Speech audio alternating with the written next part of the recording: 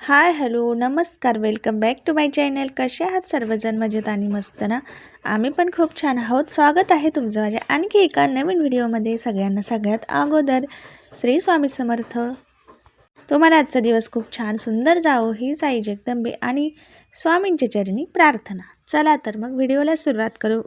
Skip न करता पूर्ण बघा. आवडलं तर नक्की लाईक कमेंट शेअर करा. चॅनलवर नवीन असेल तर सबस्क्राईब करा. चला तर मग व्हिडिओला सुरुवात करू. तर सकाळी सकाळचा टायमिंग आहे. तर सगळं काही आता आवरायचं बाकी आहे काम, पण सगळ्यात अगोदर स्वयंपाक करून घेते इकडे.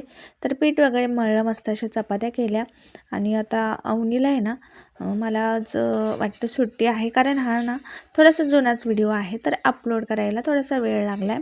तर आज आहे ना मस्त अशी मिसळ मागवली होती बाहेरून. मस्त चहा केला गरम गरम आणि सगळ्यांनी चहा चपाती वगैरे खाल्ली. पण मला आहे ना उपवास होता, त्यानिमित्ताने ना मला आज खूप जास्त तयारी करायची होती, खास पूजा करायची होती. म्हणून म्हटलं सगळ्या काही आपलं आवरून घ्यावं अगोदर आणि नंतर पूजा करावी. आज उंबरठा पूजन करायचं होतं मला. उंबरठा पूजन आणि माझी पूजा आजची, हे सगळ्या गोष्टी मी तुम्हाला दाखवणार आहे. तर व्हिडिओ स्किप न करता पूर्ण बघा. तर शिवसाठी आमच्या इथं दूध मी काढून घेतलं कपामध्ये आणि आता त्याला प्यायला देणार आहे. आणि बाकीजण सगळे नाश्ता करत आहेत. तर सगळ्यांना आता नाश्ता वगैरे दिला आणि सगळ्यांचं आवरून घेतलं की एकदा मग बाकीच्या गोष्टी हळूहळू होत असतात. स्वयंपाक वगैरे झाला आणि किचन मी एकदम साफसफाई व्यवस्थित अशी करून घेतलेली किचनची. तर तुम्ही बघू शकता किती सुंदर आणि व्यवस्थित आपलं किचन दिसत आहे. जरी प्लास्टर नसलं तरी सुंदर असं मी व्यवस्थित ठेवण्याचा प्रयत्न करते. तर हे बघू शकता एवढी सगळी भांडीवरती आम्ही ठेवून दिलेले आहेत. आणि आता खालचं रोजचं साफसफाई आपण डेलीचं करत असते मी वरच्यावर, कारण रोजची जर आपण व्यवस्थित साफसफाई केली तर मग जास्त खराब होत नाही. आणि हे ना स्प्रे बॉटलमध्ये ना मी थोडंसं विम जेल टाकून पाणी टाकून व्यवस्थित मिक्स करून ठेवलेलं आहे. थोडा जरी स्प्रे करून आपण पुसून जरी घेतलं ना, एकदम चकाकी येते बरं का घराला आणि छान असं मस्त आपल्या घराला लूक येतो. आणि त्याचमुळे ना व्यवस्थित मी सगळी साफसफाई करण्यासाठी ते पाणी लिक्विडचं करून ठेवलं आहे. आणि इकडे बघा शिव अवनीची कशी मस्ती चालली आहे. तिला आहे सुट्टी, तर म्हटलं आता यांचं खेळायचं काम चालू आहे तोपर्यंत आपलं सगळं आवरून घ्यावं. कारण आहे ना शिव आमचा खूप जास्त मध्ये सगळ्या गोष्टींमध्ये मध्ये करत असतो. पण इथं जरासं छान खेळत होता म्हणून म्हटलं चला व्हिडिओमध्ये शूट घ्यावं थोडंसं ह्यांचंसुद्धा. तर कधीतरी आहे ना व्हिडिओमध्ये इकडे तिकडे भटकत असतात, असेच दिसतात हे मुलं. आणि अवनी तर जास्त व्हिडिओमध्ये नसते, कारण तिला स्कूलला जायचं असतं रोज सकाळी आणि 3-4 वाजता येते. तर सगळं काही काम आवरलं आणि साफसफाईसुद्धा झालेली आहे माझी. आता इथे मी हळदी घेतली, कारण हळदीचं लेपन करायचं आहे.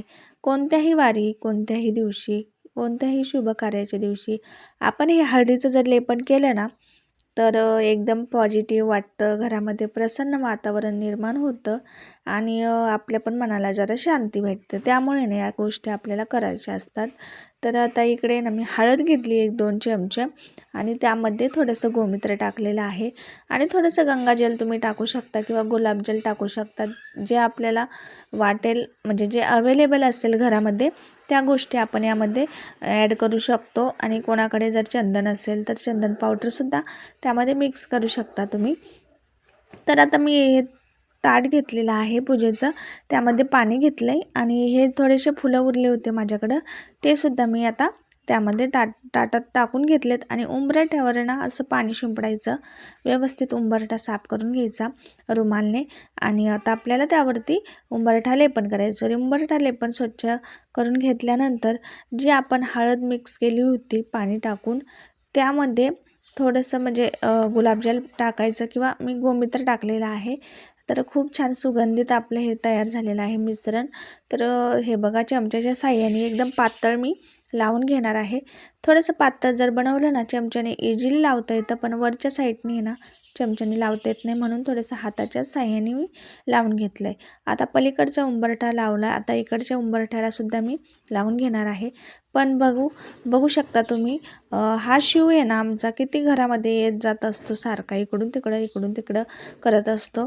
त्यामुळे ना थोड्याशा गोष्टी या बारीक निरीक करायच्या म्हटलं का मला थोडंसं म्हणजे रिस्क असते, कारण दिवा धूप वगैरे आपण ह्या सगळ्या गोष्टी लावत असतो स्वामींच्या समोर किंवा उंबरठ्यावर सुद्धा, तर त्यामुळे ना मला थोडंसं जपूनच काम करावं लागतं शिवसाठी. तर आता इकडे दिवा लावून घेते. सकाळी ना मी घाई गडबडीमध्ये पूजा केली होती. म्हटलं चला आता निवांत थोडीशी स्वामींची सेवा करू. आणि गणेश चतुर्थी काहीतरी होती, गणपती बाप्पांचं चतुर्थीच होती आय थिंक, त्या दिवशीचाच हा व्हिडिओ आहे. तर तुमच्यासोबत ह्या गोष्टी मला शेअर करायच्या राहून गेल्या. तर चला म्हटलं आता ह्या व्हिडिओ आपण एवढा शूट केलेला आहे, तर अपलोडसुद्धा एडिटिंग करून अपलोडसुद्धा करून देऊ. तर आता इथं धूप लावून घेतला आहे, देवाला दिवा लावला, त्यानंतर धूप लावून घेतला. आणि एवढी सगळी फुलं ठेवली होती मी सकाळी, जास्वंदीचे आणि सदाफुलीचे.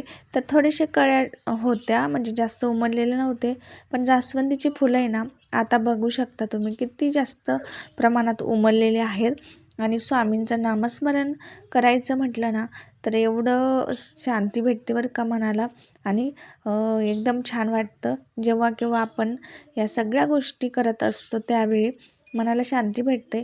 स्वामींचं नामस्मरण करणं हे खरंच जीवनात आपल्या ज्यावेळी म्हणजे आपण करायला सुरुवात करतो, त्यावेळी आपल्या आयुष्यात आहे ना खरंच खूप कठीण प्रसंग येत असतात, जात असतात. पण आहे ना, त्या गोष्टीतून आपल्याला मार्ग आहे ना स्वामी काढत राहतात नकळत आपल्या. तर आता इथं ना देवाची दिवाबत्ती तर केली, आता उंबरठ्याची पूजा करून घेते. लेपन थोडंसं आपलं सुकल्या गेलेलं आहे, तर हळदी कुंकू लावून घेतलं, फुलं ठेवून घेते. आणि धूप पण मी इकडे लावलेला आहे. दिवा पण तुम्ही ठेवू शकता, पण मी इकडे दिवा ठेवलेला नाही आहे, कारण आमचा शिव सारखा येत जात असतो उंबरठ्यावरून. त्यामुळं थोडंसं म्हणजे नाही का, त्याच्या भीतीने मी इकडे दिवा ठेवलेला नाही, फक्त धूप इकडे लावून दिलेला आहे थोड्या वेळ. आणि बघू शकता किती प्रसन्न मस्त छान असं वातावरण आमच्या इकडे झालं आहे आता. तर मस्त पूजा तर झाली माझी. आता घरातलं देवाजवळचं तुम्हाला थोडंसं दाखवते मी. तरी बघू शकता धूप दिवा लावल्यामुळे किती प्रसन्न वातावरण झालं आहे घरात. तर सकाळी एकदा गडबडीत पूजा केली आणि नंतरसुद्धा केली. सकाळी जास्वंदीचे फुलं एकदम बारीक होते, आता छान उमललेत.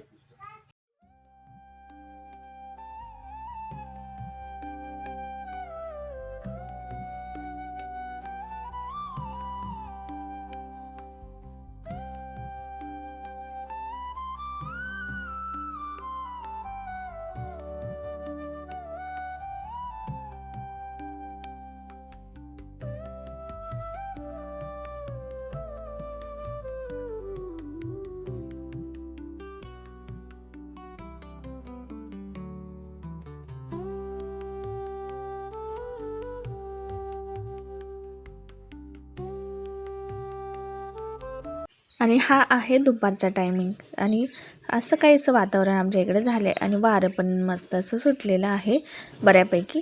तर आता म्हटलं चला कामं तर आवरली, आपल्याला आता थोडंसं फराळ वगैरे करायचं होतं मला, म्हणून मग किचनमध्ये आलेले आहे आता इकडे मी. तर भांडी वगैरे घासली होती, गॅस पण मी स्वच्छ केला होता. आणि आता हे शेगडीवरचं ठेवण्याचं मी स्टँड व्यवस्थित असं पुसून घेतलं आहे आणि लावून दिलं आहे शेगड्यावरती आता. आणि काय करणार आहे आता, फराळाचं करायचं आहे मला साबुदाण्याची खिचडी. तर सगळ्यात अगोदर आता कढई गरम करायला ठेवली, त्यामध्ये मी शेंगदाणे भाजून घेणार आहे. हे जे फुलं होते ना, मी सकाळी जास्वंदीचे ठेवले होते आणि खूप छोट्या छोट्या कळ्या होत्या, आता छान उमललेत. आणि मस्त असे शेंगदाणे भाजून घेतले आता ते इथे. आणि छान असे खरपूस भाजल्यानंतर हे बघा अजून गरम आहेत, त्यामुळे टरफलं काही निघत नाहीत.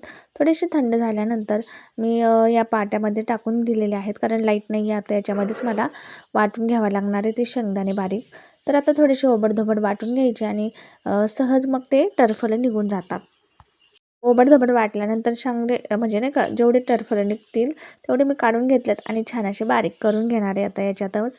आणि टरफलं काढल्यानंतर आहे ना खूप म्हणजे लवकर बारीक होतात बरं का शेंगदाणे. आणि खायला पण छान लागतात बिना टरफलाचे शेंगदाणे. तर आता काढून घेतले आणि पाट्यामध्ये असेच मी वाटून घेतलं बारीक वाटण. आणि आता मिरची आहे ना, मी त्यामध्ये कट करून टाकणार आहे, कारण शिव वगैरे पण खिचडी खातात ना मुलं, त्यामुळे त्यांना तिखट लागायला नको. मिरची बारीक वाटली ना तर थोडंसं तिखट होतं. तर हे बघा अशी कट करून घेतली मिरची. आणि इथं आता साबुदाण्याच्या मी पापड्या काढून घेतलेल्या थोड्याशा. इथं आहे ना शेंगदाण्याचं तेल गरम करायला ठेवलं उपवासाचं, आणि त्यामध्ये आता हे पापड मी तळून घेणार आहे एक एक करून.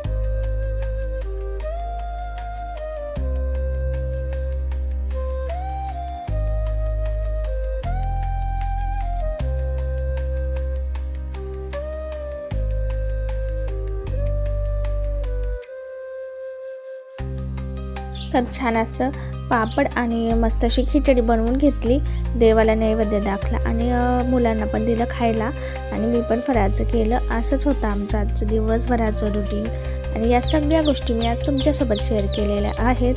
तर व्हिडिओ कसा वाटला नक्की कमेंट करून सांगा आणि व्हिडिओला एक लाईक करत जा आणि चॅनलवर नवीन असाल तर सबस्क्राईब करा. भेटू अशाच एका नवीन व्हिडिओसोबत. तर सगळ्यांना तोपर्यंत बाय बाय. श्री स्वामी समर्थ. पाहत राहा आणि शिकत राहा.